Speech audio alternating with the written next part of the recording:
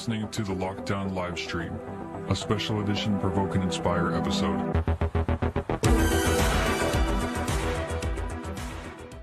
All right, welcome to the Provoke and Inspire podcast Lockdown live stream. I could hear the music that time, Luke. We figured out that technical problem, so you could tell that my dancing still cut was it in off, the flow. though, didn't you? You did. Well, But you still cut it too short.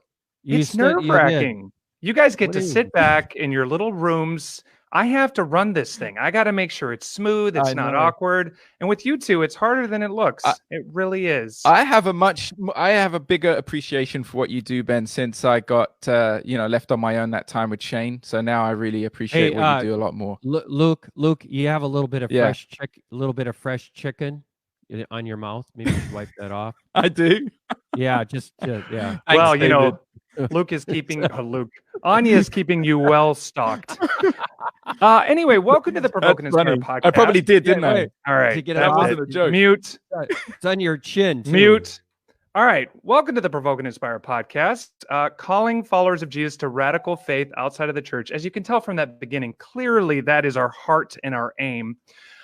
Anyway, we have a great show for you today. I'm really, really excited because the local pastor that I go to church, the church I go to, that was an awkward sentence, he is on this podcast. I invited him to join us and to talk a little bit about church culture, how the church is being affected by this global crisis, as well as Easter and what the cross means to us. And what it should mean to us at a time like this. So excited for that conversation. I'm going to unmute David and Luke because, they're rambling before, but they are part of the show. That's right. Yeah. So we're not going to do a David's random story. Greetings, brothers and sisters. What do you mean you're going to do my random story? We already talked about this. Don't act surprised. We're gonna do something different. But before we get into that, this is the last podcast of this week. We've done 3 other episodes prior to this. Some great conversations. If you want to check those out, you can just type Provoke and Inspire on the internet everywhere. Spotify, Stitcher, iTunes, etc. You can check those out. Leave us a rating. Leave us a review. Squeamish? Yes, Squeamish. I'm not sure how Squeamish. Yeah, that's a new platform. You can go on Squeamish. It's for those that are, squeamish. That's like a new nickname for me. Yeah. All right. So here's what we're going to do. Like I said, that is one way that you can support this podcast. There's an initiative within our mission Steiger called Is There More? And Is There More is a YouTube channel that we launched that creates content, presuppositional nature, challenges secular thinking. It wants to, of course, eventually lead people to the gospel. And so every single week we release a new video, and it centers around various topics, like I said, challenging the secular world. And so if you want to check that out, you can just type Is There More on YouTube. But we recently released a video with the band No Longer Music. And we started this hashtag within Steiger called Hope Beyond Fear. And for us, this was sort of a rallying cry. How can we be hopeful in a desperate time? I just talked with Aaron, and he said in 2 weeks we had almost 1 million engagements on Hope Beyond Fear. Well, there you go. Yeah. There you go. Yeah. So this has been really cool because, of course, everyone is online now.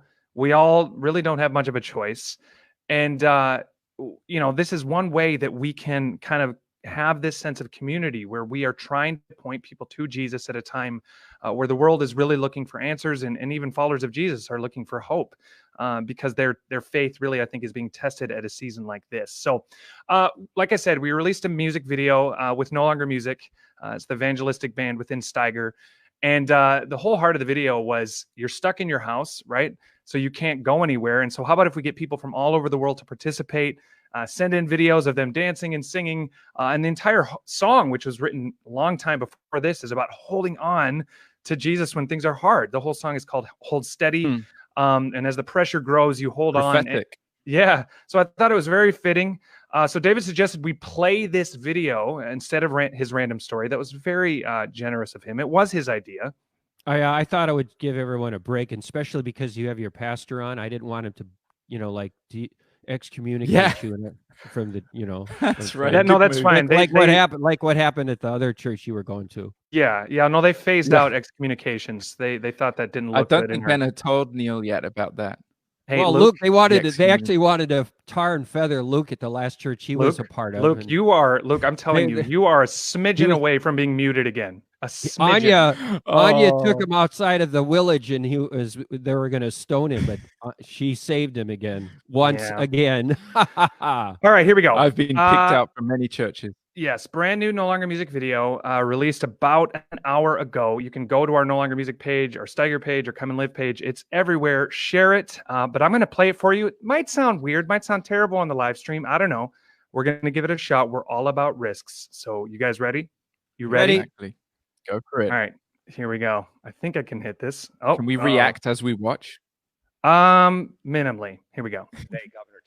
Minimally. Don't interrupt the video. The executive order issued today takes effect on Friday and runs through April 10th.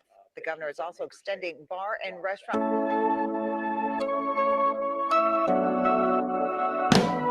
Round and round I go.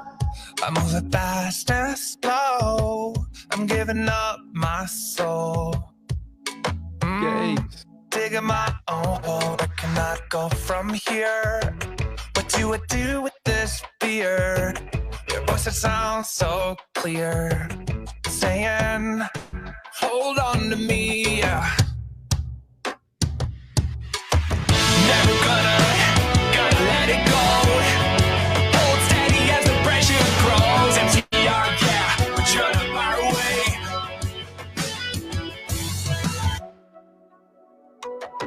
Yeah, it never ends, but I still pretend I can do it alone. But you keep calling me home. Why is it so hard to see that you're all that I need? There's nothing left to do. Yeah, but hold on to you. Never gonna let it go. Hold steady as the pressure grows. MTR, yeah, but you're not far away. Never gonna let it go. Hold steady as the pressure grows. MTR, yeah, but you're not far away. Breaks out, calling out my name.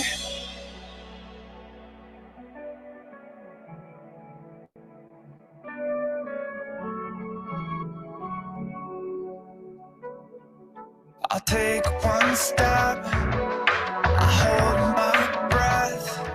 Will you be there? Will you be there? With every word you said, it's ringing in my head. I will be there. I will be there. Never gonna let it go. Hold steady as the pressure grows. MTR, yeah, but you're not far away. Never gonna let it go. Hold steady as the pressure grows. MTR, yeah, you're not far away. Breaks out, calling out my name.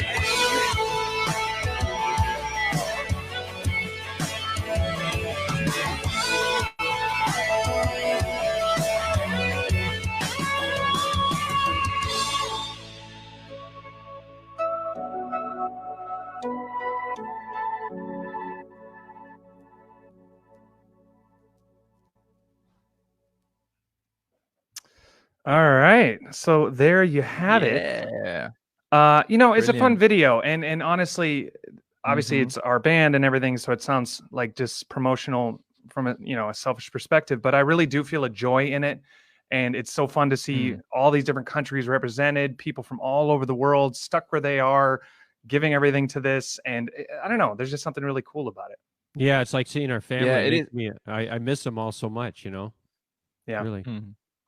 Luke, it's amazing how relevant it is to right now. Yeah. It's very interesting. So basically you guys wrote this song before you had any clue of what was going on. Oh yeah. And then but then the video, I mean, I like how you did the video because you use the opportunity of everybody sort of being at home and making, you know, so it really looks like as it is, everybody just recording it on their phone. So I love that. I love the feel of it. It's really good. It came together very naturally, and there's a prophetic vibe to it too. But anyway, we have made Neal wait for plenty long now. So I'm going to bring him on. Is he still here? Is he still here? Yeah. Look, he threw up his hands. He looks a little angry, But welcoming to the podcast, Pastor Neal Rich. Right on. Thanks, man. Thank you so much for joining us. It's great to have you. I want to just say in all seriousness that I've been in Minnesota for about 12 years, and just with the transient nature of what I do and traveling around, it was a real challenge for my wife and I and my family to find a church. And it actually makes me kind of emotional, but coming into Cedar Valley really felt like home for us, and we didn't have that. Right on. And so for us, like, I really want to honor you because I know a lot of that's because of your heart and the atmosphere that you set. And so for my wife and I, Cedar Valley is home, and it felt like that immediately. And so I consider you a friend, and it's so great for you to come on and bless our audience with your time. Right on. That really encourages me, and you guys are a fit for us. We're it's such an interesting place right now because of our history and who we've been, and yet who we're really becoming now as our community changes. So yeah, I'm encouraged by that. Thanks so much. Yeah.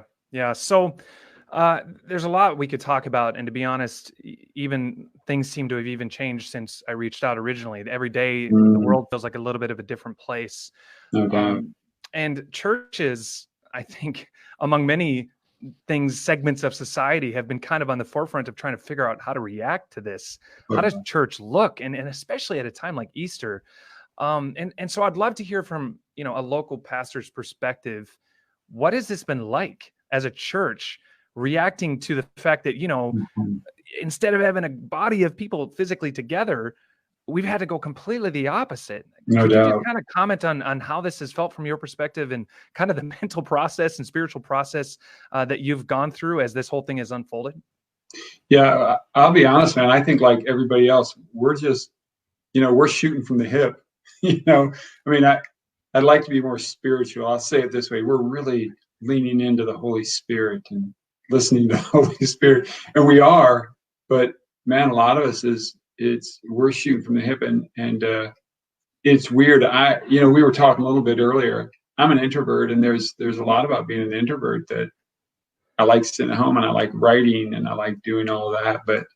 But man, I miss the church. I miss our gathered worship, and so we're trying to figure that out of how do we continue to allow the church to feel connected, because we talk about this. Christianity was never meant to be lived alone. It was meant to be lived in community. And how do we have community when we're all isolated? And I think we're all really trying to figure that out. And I think there are going to be some great things that come out of this.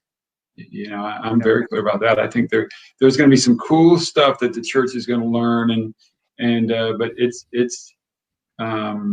I call it just an awkward time. It's just really, really awkward, to navigate this for sure. Yeah.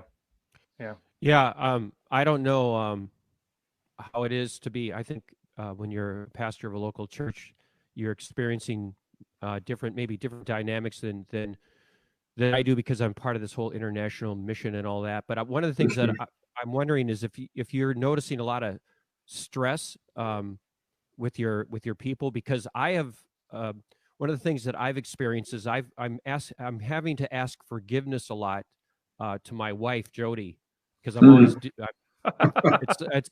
it's almost like I'll start the day and I'm like, okay, I'm going to be patient and loving and everything, and then I have to ask forgiveness about 3 times a day. Yeah. And so and you even had to ask forgiveness to me on the last episode of this podcast, which shows you how desperate I've become to ask forgiveness of Luke. Right. And then I'm serious. I actually had to write 2 letters in the last couple of days asking for forgiveness. I need to just have a sign, forgive me, so I can just get on with it. So I'm an idiot. Forgive me. What? Literally, it's like, I'm an idiot. Please forgive me. Yeah, really. It's my fault. I won't do it again. What are you talking about? And you're just like, apply it to any situation. Apply it to anything. Matter. It's a generic apology. It totally is. Exactly. So I'm just wondering, how is that? Have you noticed that in your people, or am I just going mental? No, you probably are just going mental, but I've also noticed. Yeah. Okay, cool. It's interesting because one of the things, I think one of the challenges is, I think we just naturally do this. We have this tendency to just apply to everyone the experience that we're currently having, regardless of when it is and in time or what you're experiencing. And so I have to be really cautious that, I have to realize that while the introvert in me can appreciate some of these times, some people really are struggling. It's been really difficult for people and really hard for people. And I saw this statistic the other day that phone calls to emotional distress types of hotlines, people who are really riddled with anxiety, whatever, and they're calling into these hotlines. Those phone lines in the U.S., their call volume is up 300, and I think the statistic I saw said it's up 381%.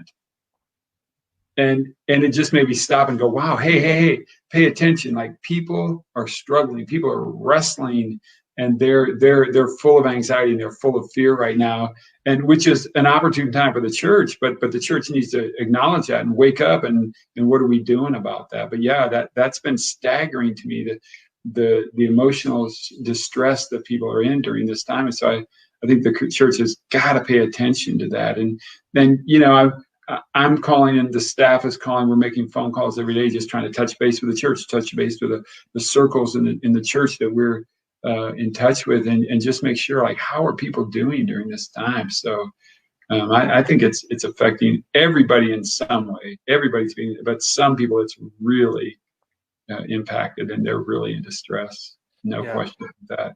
Yeah, I just got an email from my nephew, and he's not even double digits yet, so that's just blew my mind. So Asher, I wanted to give you a shout out. I told him to jump on. I told him to jump on the live stream, man. When I was his age, I was like, I could barely tie my own shoes. I was playing with bits of bone and dried wood, but here we are. The times have changed. But anyway, Luke has a question, I'm pretty sure.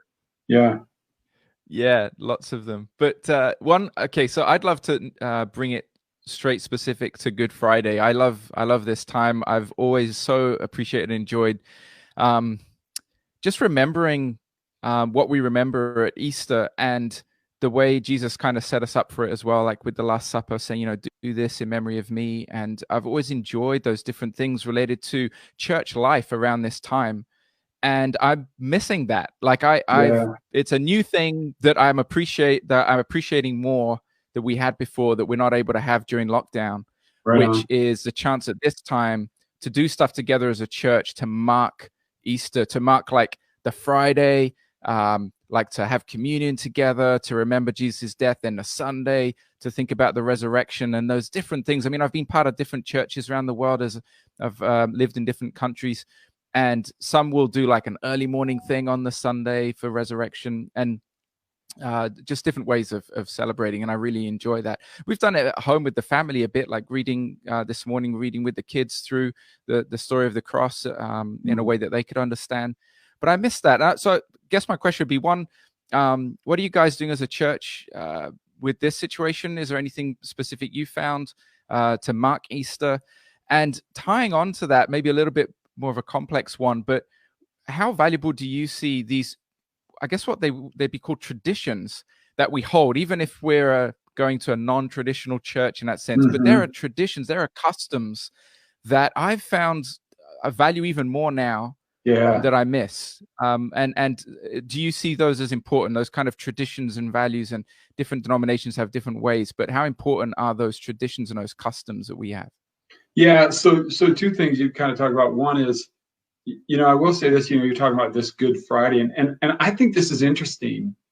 And I don't want to over spiritualize the current situation that we're in, but whenever we look at Good Friday, it's impossible. When you live in 2020, you cannot look at Good Friday without already seeing the resurrection. I don't care if you lived in 1500. I don't care if you lived in 600.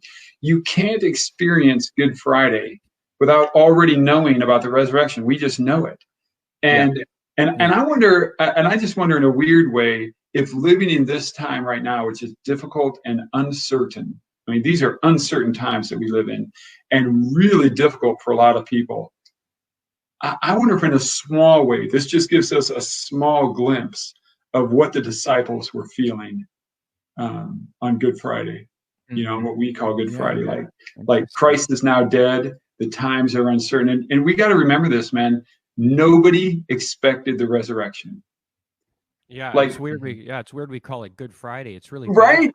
Yeah. I mean, we're gonna talk about that. So we're having a Good Friday service tonight. It'll be online, and we're talking about that. Why on earth do we call this Good Friday? You know, and I think this time that we're living in, it gives us a small glimpse of what the disciples were just like. Oh man, what now? What next? What's going to happen to us? And I referenced this, I think, in my message. You know, but I love Andy Stanley's phrase of nobody expected nobody. Nobody expected that. Nobody was expecting the resurrection. John, I mean, like, look, Mary comes screaming to John and Peter, and she's pounding on the door and banging on the back door. I mean, Mary, right? And she gets there and she's like, somebody's stolen the body, and I don't know where they've taken it. Yeah. She didn't say, hey, his body's gone. Of course it's gone. He said he was going to rise from the dead. We all knew it. We knew there was going to be a resurrection. She's just like, well, somebody must have stolen the body if it's not here, you know?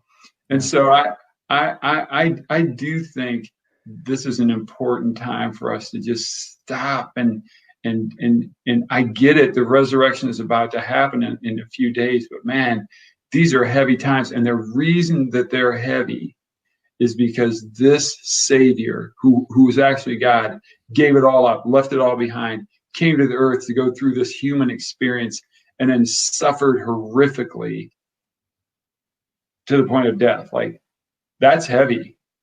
I think we got to stop and just live in that for a minute and breathe that in for a minute and think about experientially what he went through for us because of his love for us. That's pretty significant. That's an intense emotional feeling. And I think we got to just sit and stew in that for a while. Now, don't stew in it forever because we know the resurrection came, but you know, I think that's important. And you brought up, man, Luke, you brought up something that I really think is important for, I think, evangelicals. I'm cautious to use that term because it has so much political flame around it. But the real meaning of evangelicals, as I take it, is just simply that, hey, we believe that Jesus is the Christ, is God. We believe that he died for the sins of mankind. And we think this is not a don't ask, don't tell kind of thing. This is the word that we ought to spread, you know. But I think a lot of times when you mention traditions, you know, evangelicals are often like, oh, those traditions, you know, they don't mean anything. They just become ritualistic and tradition to people. And the way that I always explain that to people, my wife and I have this thing that we do where previously I would always go to work before she did. And I'm up early and I leave the house and I yell up the stairs, hey, I'm going to work. And this is every morning during the week, right? She comes down the stairs. And when she gets to the bottom of the stairs, she stands one step from the bottom because that way we can kind of look at each other. You know, we call it the hugging step.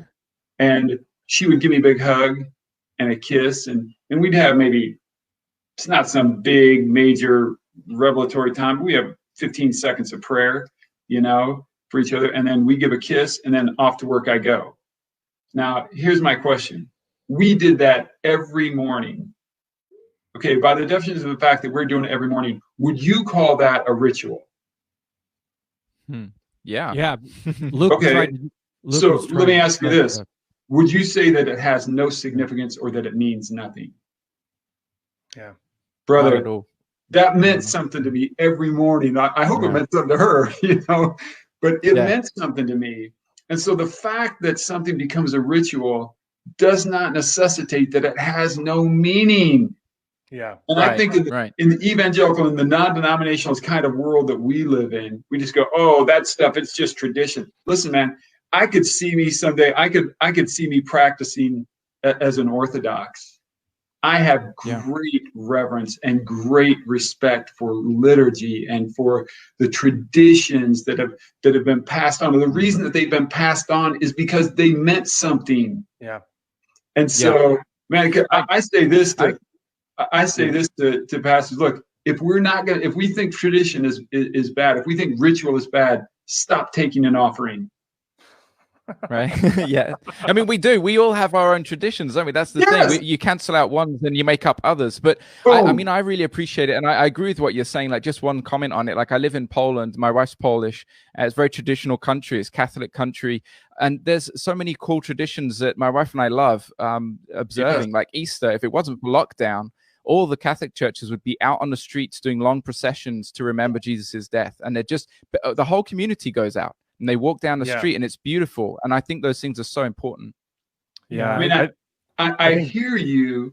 That I mean, not what you're saying. I hear what others say. Can you get lost in a tradition, and can it become tradition for tradition's sake, and can it become a ritual which totally lacks any connection or meaning? Of course, of course that can happen, but it doesn't necessitate that happens. And I think what's ideal is that we continue to practice these, but then continue to remember and explain what they mean and why they're significant and why we have established them as a tradition of the church. Yeah. David was just dying to get in some joke about Luke and tradition. So go ahead, David, get your joke in. No, I was just going to say, when you set it up like that. I don't know if it's appropriate, but Luke had his tradition where he always wanted to give me a hug every time he saw me. But I'm really, really grateful now. I still have that. I'm really grateful with this social distancing thing that's not possible. You're gonna deny him because you're in New Zealand and I'm in Poland. That's part of the problem too. But to be fair, Luke, you're very touchy, and it gets a little because bit old. I saw that handshaking was going to like be a thing of the past now. People are saying that no one's going to be able to handshake anymore, and a lot of our people around the world, they're from Latin America and stuff, and I just can't imagine it because I just can't imagine it. You know, not being able to hug people, and everyone kisses each other on the cheek, and it's just really cool. We'll go back. We'll go back. Yeah, except I do. I am going to hold to the social distancing with Luke. Yeah, and I don't. Nothing. It's nothing personal, Luke. It's nothing personal. Yeah, I'm just always contagious somehow. He'll get on this little chair. It's similar to your story, and he'll always try to hug you because, you know. Yeah, it's true. And it's just so irritating. Yeah. But actually, I did this already, but Asher, now he's listening. So Asher, shout out. Thank you for listening, my nephew. Hey, Asher. Hey, Asher. Highly intelligent nephew. Thank you for joining us. Look, there's so many angles we could go with this, but one thing we've been doing as sort of a practice, and we kind of focused on it in our last episode, is what is one thing that this is making you grateful for that you now miss, right? And we've talked about that to some degree. And what are some other things that you think should stay changed, that we should not go back to? They say the new normal. So, and a lot of it, I think David hates this word, and he can maybe explain why, but for a lot of reasons, I think it's about kind of finding the balance, right? It's that there's some things we can learn, in the sense that, okay, the church shouldn't just be a building or just be an event. But of course, we don't want to go so far to the other extreme where we now reject the coming together and the celebrating things together. So what are some balances that we could strike from this in terms of, making the coming together important, but also having strong spiritual foundations at home? What are some things you're grateful for that you now can't do that you're excited to do again? And what are some things that maybe we shouldn't go back to that? We should learn from this and have a new normal. Yeah, I think for me, it's just been the solitude and really, when there isn't anyone else or there isn't anything else, just that we just lean into God. It's just forced that there aren't going to be a lot of people around you. You can't just go connect with people all the time. And that doesn't mean that we have to then lean into God. It doesn't mean we have to go to God, but I think, just to make sure that we're intentional about that. But we have more opportunity for that now, and there's less distraction, at least overt distraction. There you can always find things that we can get distracted with, but I certainly think that's one. And it certainly has given me, I hope it's given people a greater appreciation for the corporate body of Christ. Because even for me as an introvert, man, I just cherish that time of corporate worship, and I cannot wait until we get the opportunity to get back to that and can just just corporately worship together, and even for the introverts, man, just to enjoy that experience. I have really missed that, and so I hope that when we get back to it, that people will realize just how significant that is to the body of Christ, and I hope we don't take that for granted. That's for sure. Yeah. One of the things our listeners can't use as an excuse anymore is that being an introvert doesn't mean God isn't calling you to be a pastor, because from everything I hear, you have a rockin' church. Ben is always quoting you all the time. He's going, "Oh, my pastor said this, my pastor said that." So that's a scary thought. Yeah, it is a scary thought. So I just want to say to everyone, I clean up all the language and such. Yes. Yeah. Oh, yeah. Well, no, what he does actually is he has a beeper. So every time he goes, and my pastor said, and then you hear like these repeated. Yeah. But I guess, so I don't want to hear, because I know there's some of us listening. Oh, I'm an introvert. God would never ask me to do that or whatever. Yeah. No, I don't think so. So I just want to thank you for, exposing that lie. And, one of this thing that this whole lockdown has done for me, and we're in New Zealand and they have a really strong lockdown here. Yeah.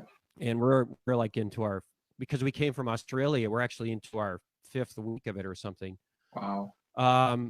But it's really made me look at what is my identity, because I didn't realize how much of it had to do with what I do, what my just the kind of calling God has given me, this mission he's put me on this planet to do. And it's just really just knocked that to the ground. And I've had to go, who am I? What is my identity? Is my relationship really with Jesus? Or is it what I do for him? And I'm sure, I mean, as a pastor, this has to be a huge thing that you've had to deal with personally, right? Because your whole thing is getting up every Sunday, and I know more than that, but just in speaking in front of people and challenging them in their relationship with Jesus. So this is taken away from you personally. So how do you personally deal with that? Yeah, that is such a great point. And I'll be honest, in my finding, I think it's the weirdest. It's so ironic, because I think some people, or a group of people that struggle with their personal identity as much, if not more than anyone else, is pastors. I think pastors, even if you're an introvert and you can say you're the most secure person, it's like you just become dependent on this need to be up there in front and to have people text you and email you and Facebook message you and whatever. Oh, that was a great word, Pastor. That was a great word.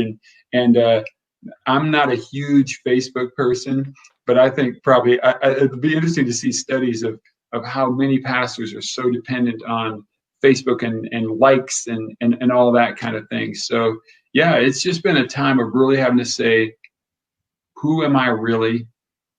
What am I really? Am I a pastor? Is that what I am? Or am I a child of God? Is my identity in Christ? Is my identity in I'm a child of God first and foremost, and whether I'm in front of people, whether people like my messages or not, that's who I am, and that's who I'm called to be. I think you're right. I think you're absolutely right. And yeah, it's interesting you were saying about introverts. I think a lot of pastors are actually introverts, and I'm an introvert in that being around all the people drains me. It really drains me. So like on Sundays, when we get done on Sundays at our house, we've been through 2 services and there's people all around and all the energy of the worship and everything. When we get done, man, about 1:30, I get home and we're done. Like, we're done. We don't answer the phone. We draw the curtains. We crawl under the windows. The doorbell rings. Oh no, everybody get to the back of the house, because I'm just wiped out. But I'm social. I love people. I love being around people. I love that. It just happens to wipe me out, Yeah. But, if it's okay, Pastor, to get back to the identity thing, because what you do, you're a public speaker, you're a motivator. And I do a lot of that kind of stuff. And then, so this is taken away, and I'm like, really not just insecurity, but it's like, I've got no skills. Oh yeah. I've got friends who are computer I can vouch for that. I got no skills. I got people who are, you know, computer programmers. No like a ninja friend of mine skills. yeah, he like can build anything. I got no skills. I can't do anything. I can. Yeah. And so I'm like, what am I going to do? I mean, because I can't do anything if I have no, you know, practical. Yeah, you've mentioned that you can have do in no my life. skills. And You've so, mentioned that. yeah, okay. And I also keep repeating myself all the time. That's another problem. So I guess It's true. I have no idea why I'm saying this, but I'm just saying. I think for anyone, you know, and like who's called to do this, this is a huge crisis in terms of what am I all about? You know, does God want me to learn some skills?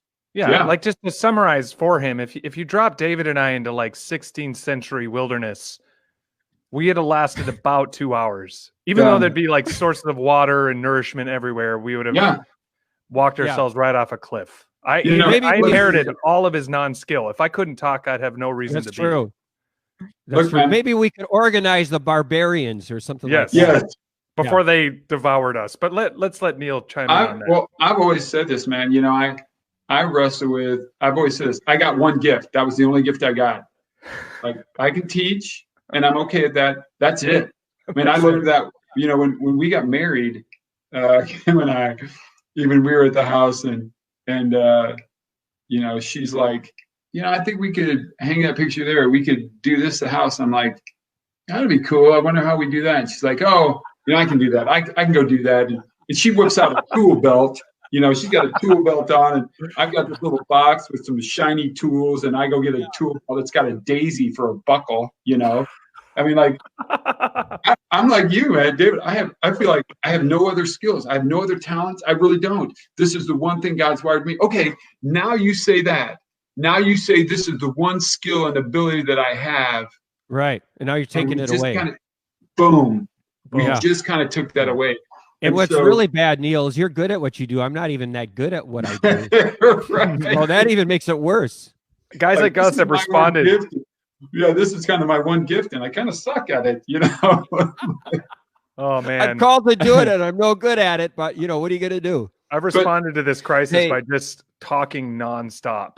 Right. Basically, I'm driving everybody crazy. It's almost like I'm having to prove on a subconscious level that I'm still worth something. Maybe if I just never stop talking, they'll keep me around. but it ultimately draws that question: is my value in what I do? Yeah. Or is my value in whose I am? Yeah. That's the man, David. You just brought that to the surface. Like, that's the ultimate question. And newsflash, everybody! Like, news alert! Like, pastors struggle with that at least as much as anybody else.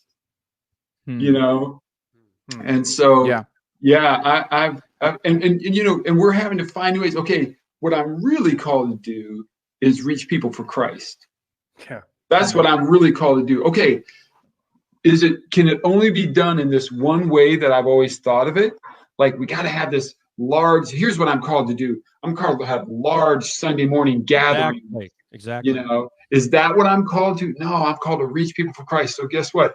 We're doing that now in very different ways and in very different settings. And in every same way, I want to still fulfill what God has called me to do, reach people for Christ.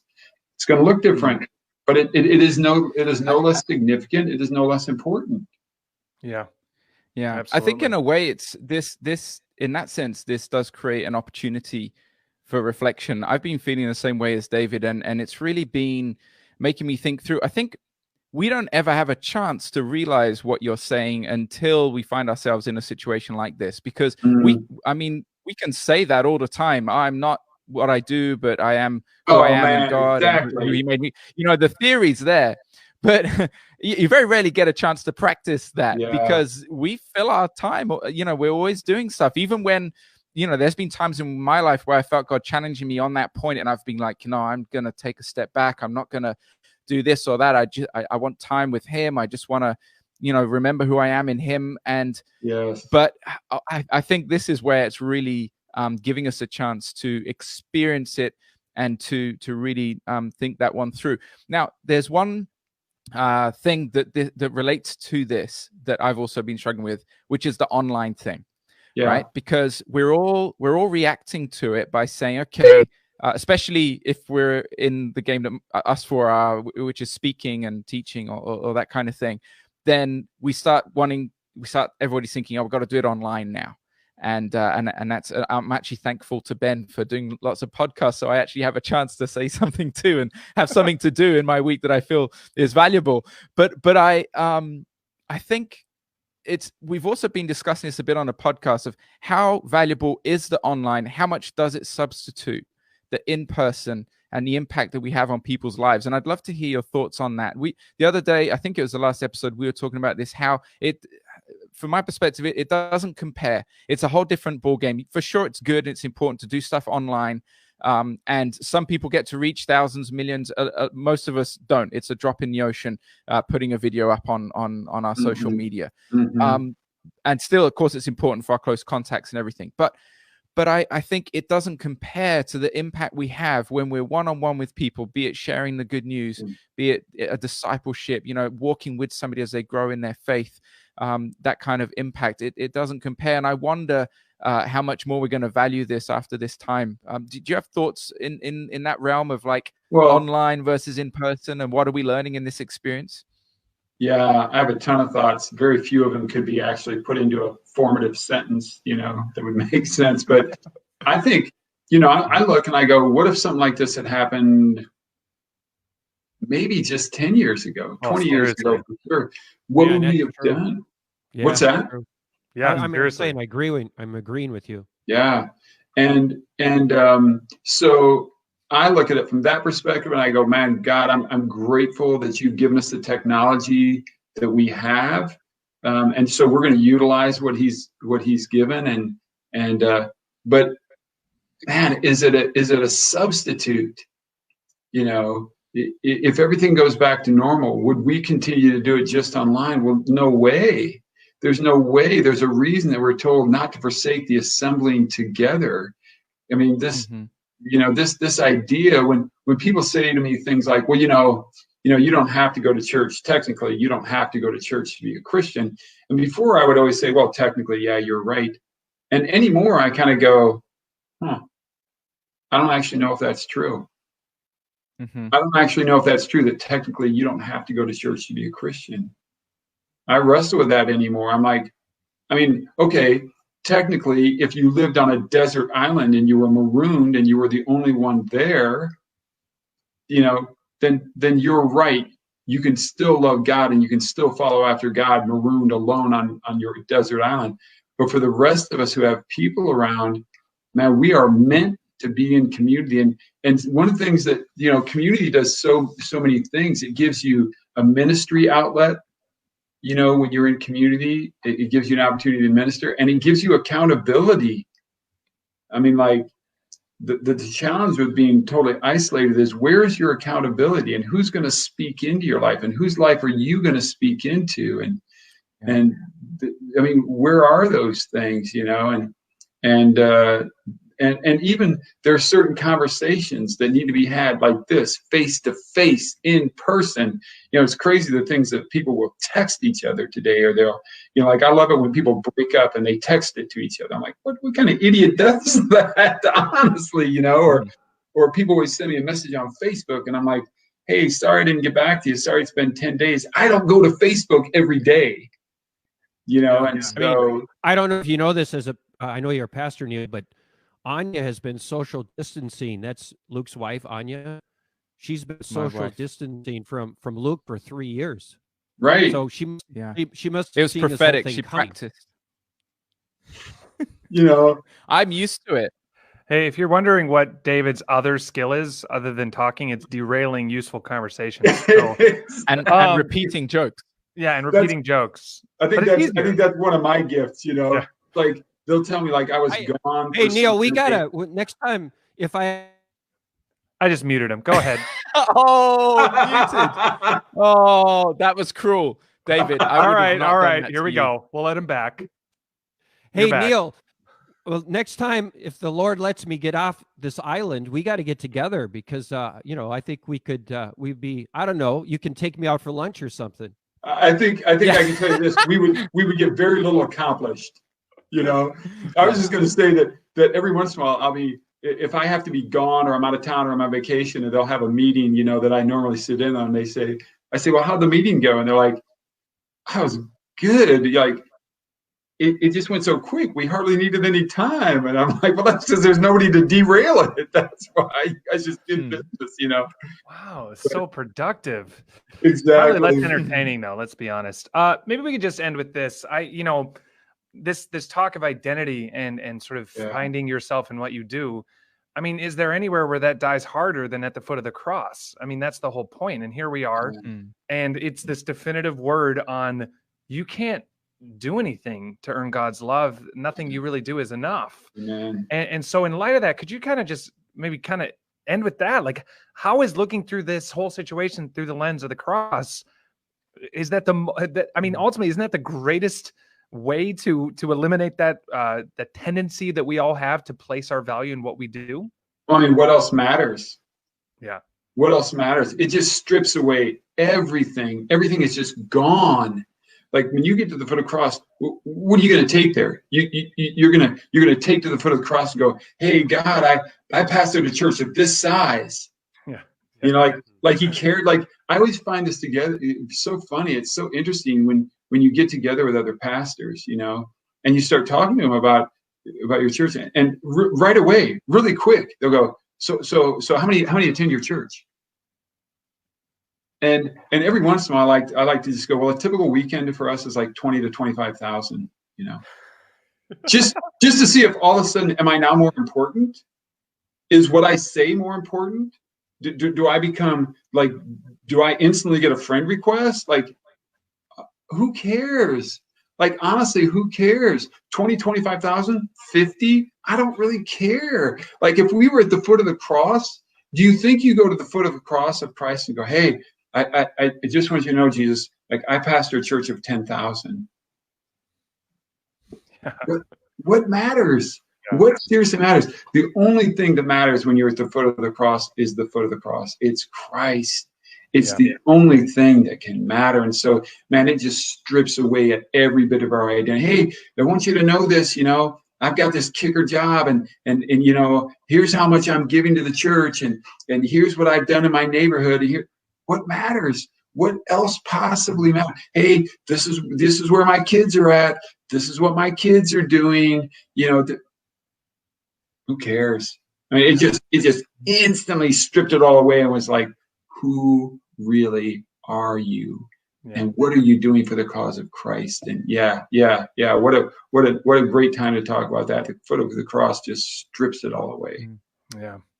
Well, this is it's been great. Like I've been very encouraged by this, and it's been interesting, as Luke said, for us to come together, and we've ramped up the quantity of our podcasts, and for our community, I think it's been a chance just to be together, and to process this. Again, that's how I do it, and I'm driving my wife crazy, so this gives me a chance to process apart from the confines of our house.